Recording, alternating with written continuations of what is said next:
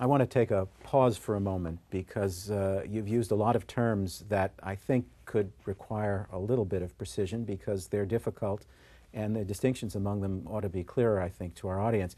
You've spoken of Islamist groups, you've spoken of jihadis, you've also spoken of Salafis and Wahhabis.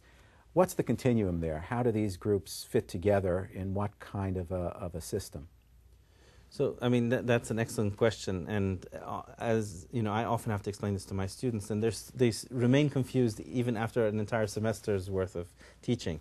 But Islamists are Muslims who see in Islam a political ideology. So they wish to bring about a political order that is infused and influenced by Islam.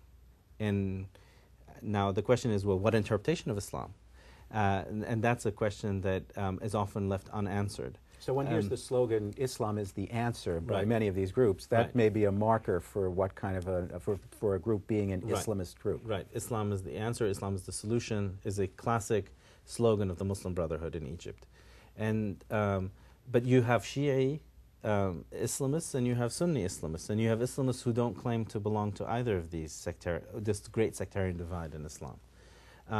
Now, as far as Salafis and Wahhabis, so Salafis are a small group of Muslims, a minority of Muslims, who adhere to a very particular theology that is literalists.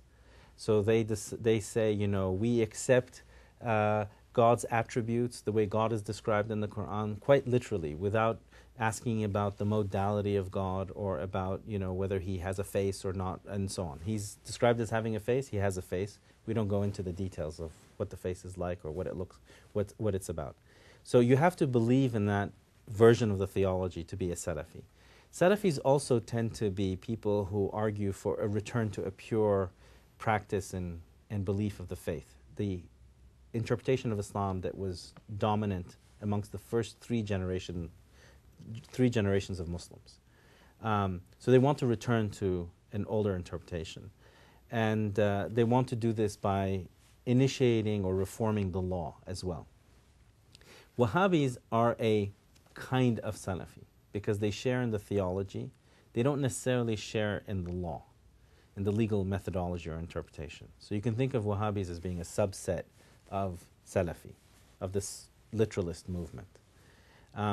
Then jihadis, okay, so jihadis are people, I mean, this is a term that is given to Muslims who wish to engage in armed conflict, armed struggle against, in defense of Islam, against people who are attacking Islam. And jihadis can really belong to any branch of Islam. They can be Shia, they can be Sunni, they can be Salafi, they can be Wahhabi. But jihadis are people who are engaged in armed struggle. And typically, jihadis are people who are fighting because Muslim land that is designated as Muslim, is attacked by a non-Muslim power or force.